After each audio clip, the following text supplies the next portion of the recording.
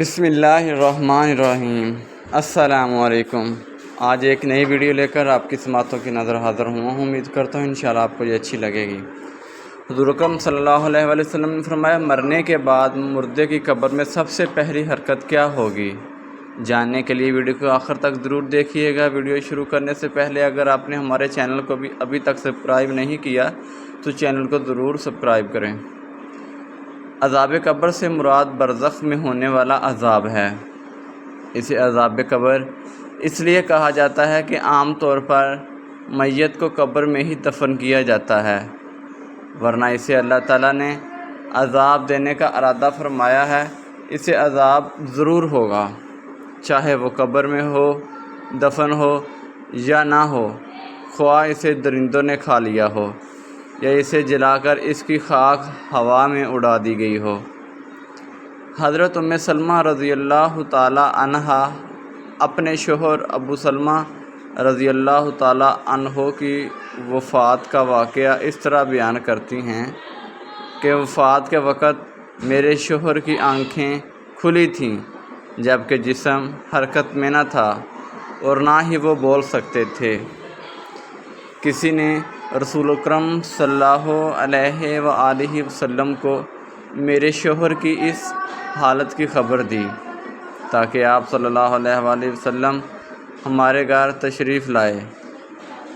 جب نبی اکرم صلی اللہ علیہ وآلہ وسلم میرے شوہر کے پاس آئے تو آپ نے دیکھا کہ میرے شوہر کی آنکھیں کھلی ہیں، تو انہوں نے اپنے ہاتھ مبارک سے آنکھیں بند کرتے ہوئے فرمایا، جب موت کا فرشتہ انسان کی روح قبض کرتا ہے تو مرنے والے کی آنکھوں کی روشنی بھی روح کے ساتھ چلی جاتی ہے۔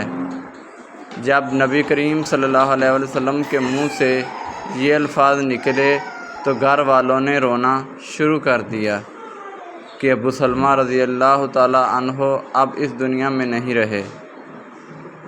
آپ صلی اللہ علیہ وآلہ وسلم نے فرمایا، مرنے والے کو ہمیشہ اچھے الفاظ میں یاد کیا کرو، کیونکہ اس وقت فرشتے پاس ہوتے ہیں۔ میت کے ارد گرد بیٹھے ہوئے لوگ جو باتیں کرتے ہیں، فرشتے ان کی باتوں پر آمین کہتے ہیں۔ پھر نبی کریم صلی اللہ علیہ وآلہ وسلم نے اللہ تعالیٰ سے دعا کی کہ اے اللہ، ابو سلمہ کو قبر کے عذاب سے محفوظ فرما اور اس کو اپنے خاص بندوں میں شامل کر لے جن پر تیرا خاص کرم ہے۔ ان کی قبر پر اپنی رحمتیں فرمانا اور قبر کو نور سے مالا مال کر دینا۔ نبی اکرم صلی اللہ علیہ وآلہ وسلم کی اس دعا سے ثابت ہوتا ہے کہ جب مسلمان وصال کر جاتا ہے تو اللہ تعالیٰ مسلمان کی قبر میں نور اور رحمتیں عطا کرتا ہے، جبکہ غیر مسلم مرتا ہے تو اللہ تعالیٰ اس کی قبر کو تنگ اور عذاب سے بھر دیتا ہے۔ اس دنیا سے پردہ کرنے کے بعد انسان کے لیے سب سے خطرناک پہلی منزل قبر ہی ہے۔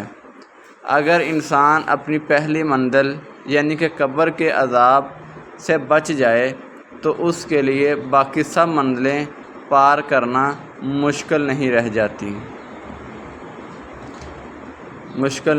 جاتی۔ اسی لیے نبی کریم صلی اللہ علیہ وآلہ وسلم نے فرمایا کہ انسان کو مرنے کے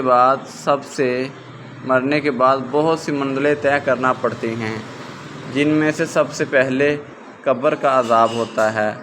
اگر انسان قبر کی سختی سے بچ جائے تو دوسری منزلیں اس کے لیے آسان ہو جاتی ہیں۔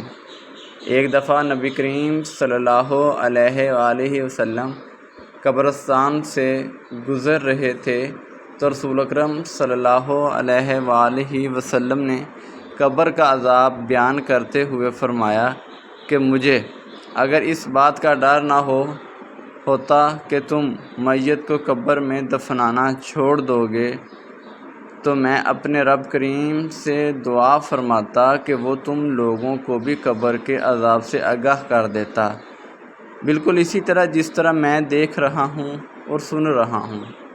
آقا علیہ الصلوۃ والسلام جب صحابہ کرام کو قبر کے عذاب سے آگاہ کرتے تو سب کے رونگٹے کھڑے ہو جاتے۔ حضور اکرم صلی اللہ علیہ وآلہ وسلم کا فرمان عالی شان ہے کہ مرنے کے بعد قبر انسان کی پہلی سیڑھی ہے۔ جس بندے کی یہ منزل آسان ہو گئی تو باقی سب منزلیں اس کے لیے آسان کر دی جاتی ہیں۔ جس نے اس منزل سے آسانی حاصل نہ کی تو اس کے لیے دوسری منزلیں عبور کرنا بہت ہی مشکل ہو جاتا ہے۔ نبی کریم صلی اللہ علیہ وآلہ وسلم نے فرمایا کہ میں نے آج تک قبر سے سخت ترین منظر کبھی نہیں دیکھا۔ نبی کریم صلی اللہ علیہ وآلہ وسلم کا فرمان عالی شان ہے کہ میت کو جب قبر میں داخل کر کے گھر کی طرف لوٹتے ہیں تو میت لوگوں کے چلنے کی آواز کو اچھی طرح سن رہی ہوتی ہے۔ اگر مرنے والا سچا مسلمان ہے تو نماز اس کے سر کی طرف، روزہ اس کے دائیں طرف، زکوٰۃ اس کے بائیں طرف اور دوسرے جتنے بھی اس کے نیک اعمال ہوتے ہیں وہ اس کے پاؤں کی طرف آ جاتے ہیں۔ اور جب بھی قبر کا عذاب اس کے پاس آتا ہے تو نماز، روزہ، حج، زکوٰۃ، صدقات و خیرات اس کے نیک اعمال اس کی حفاظت کرتے ہیں۔ پھر اس سے کہا جاتا ہے کہ بیٹھ جاؤ، چنانچہ وہ بیٹھ جاتا ہے۔ اس کو سورج ایسے دکھائی دیتا ہے جیسے غروب ہونے کو ہے۔ پھر اس سے کہا جاتا ہے کہ تم اس شخص کے بارے میں جو تم میں مبعوث ہوا تھا کیا کہتے ہو؟ اس کے متعلق کیا گواہی دیتے ہو؟ وہ کہتا ہے مجھے ذرا نماز پڑھ لینے دو۔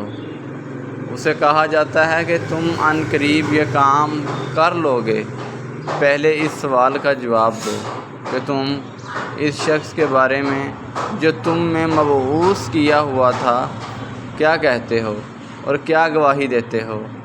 وہ گواہی دے گا کہ رسول اکرم صلی اللہ علیہ وآلہ وسلم اللہ تعالیٰ کے آخری نبی ہیں جو اللہ تعالیٰ کا دین لے کر تشریف لائے۔ پھر اس سے بولا جائے گا کہ اس یقین کے ساتھ تم حیات رہے، کہ اس یقین کے ساتھ تم حیات رہو اور اس پر تم کو دنیا سے اٹھا لیا گیا اور اس کے ساتھ تم کو دوبارہ زندہ کیا جائے گا۔ ان سب باتوں کے بعد اس کے لیے جنت کا دروازہ کھولا جاتا ہے۔ وہ قبر میں ہی جنت کو دیکھ کر بہت خوش ہوتا ہے۔ پھر اس کو جہنم کا دروازہ کھول کر دکھایا جاتا ہے اور کہا جاتا ہے اگر تیرے اعمال اچھے نہ ہوتے تو تم کو جہنم کے گہرے حصے میں ڈال دیا جاتا۔ نیک بندے کی قبر کو اللہ تعالیٰ کشادہ اور نور سے منور فرما دیتا ہے اور اس کو اعلیٰ قسم کا عطر لگا کر پاکیزہ جگہ پر رکھ دیا جاتا ہے۔ غیر مسلم کے بارے میں یہ فرمان ہے کہ جب قبر کا عذاب ان کے جسم پر آتا ہے تو ان کے ارد گرد کوئی بھی نیک اعمال نہیں ہوتے جو ان کی حفاظت کر سکیں۔ پھر اس کافر کو حکم دیا جاتا ہے کہ یہاں پر بیٹھ جاؤ تو وہ ڈرتا ڈرتا بیٹھ جاتا ہے۔ اس کو آخری نبی حضرت محمد صلی اللہ علیہ وآلہ وسلم کے بارے میں پوچھا جائے گا تو وہ کچھ بھی نہیں بتا سکے گا کہ یہ کون ہے۔ پھر ان کو حضرت محمد صلی اللہ علیہ وآلہ وسلم کے بارے میں بتایا جائے گا تو جب وہ جواب دے گا کہ میرے علم میں نہیں ہے کہ محمد صلی اللہ علیہ وآلہ وسلم کون ہیں۔ پھر اس کو فرمایا جائے گا کہ تو دنیا میں غیر مسلم تھا، غیر مسلم مرا اور غیر مسلم ہی دوبارہ زندہ ہوگا۔ پھر اس کو جنت کا دروازہ کھول کر دکھایا جاتا ہے اور کہا جاتا ہے کہ اگر تیرے اعمال نیک ہوتے تو تجھ کو ہمیشہ کے لیے جنت میں گھر مل جانا تھا۔ پھر اس کو وہاں سے جہنم میں لے جایا جائے گا اور کہا جائے گا کہ تو نے ہمیشہ ہی گناہوں کو پسند کیا ہے، اس لیے تیرا ٹھکانہ جہنم ہے۔ وہ جہنم کو دیکھ کر حیران ہوگا اور کہے گا کاش میرا بھی نامہ اعمال نیک ہوتا۔ اور مجھے جنت میں داخل کر دیا جاتا۔ پھر اللہ تعالیٰ اس کافر کی قبر کے چاروں طرف آپس میں ملا دے گا کہ اس کی پسلیاں ریزہ ریزہ ہو جائیں گی۔ اللہ تعالیٰ کا فرمان ہے کہ جو بندہ میرے بتائے ہوئے کاموں پر عمل نہیں کرے گا تو میں اس کے لیے قبر کو تنگ کر دوں گا۔ حضرت ابن عمر رضی اللہ تعالیٰ عنہ سے روایت ہے کہ رسول اکرم صلی اللہ علیہ وآلہ وسلم نے ارشاد فرمایا، جب انسان کا انتقال ہو جاتا ہے تو اس پر صبح شام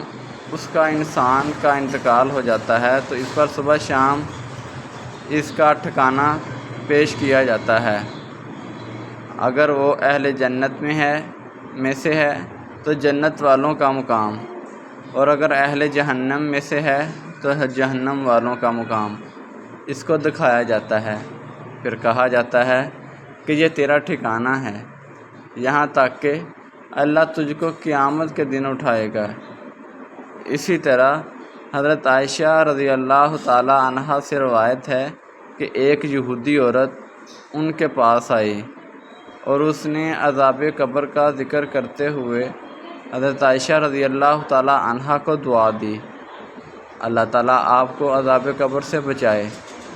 حضرت عائشہ رضی اللہ تعالی عنہا نے رسول اکرم صلی اللہ علیہ وآلہ وسلم سے اس بابت سوال کیا کہ کیا واقعی عذاب قبر ہوتا ہے؟ تو رسول اکرم صلی اللہ علیہ وآلہ وسلم نے فرمایا، جی ہاں، عذاب قبر برحق ہے۔ حضرت عائشہ رضی اللہ تعالی عنہ فرماتی ہیں، اس کے بعد میں نے رسول اکرم صلی اللہ علیہ وآلہ وسلم کو ہمیشہ دیکھا کہ ہر نماز میں آپ عذاب قبر سے پناہ مانگتے تھے۔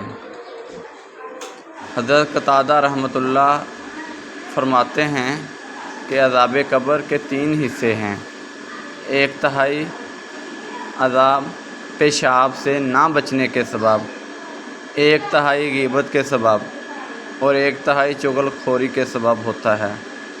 اللہ پاک ہمیں قبر کی سختیوں اور عذاب سے محفوظ رکھے، ہمیں قبر میں نبی کریم صلی اللہ علیہ وآلہ وسلم کی پہچان نصیب فرمائے، آمین۔ کمنٹ سیکشن میں آمین لکھنا مت بھولیے گا۔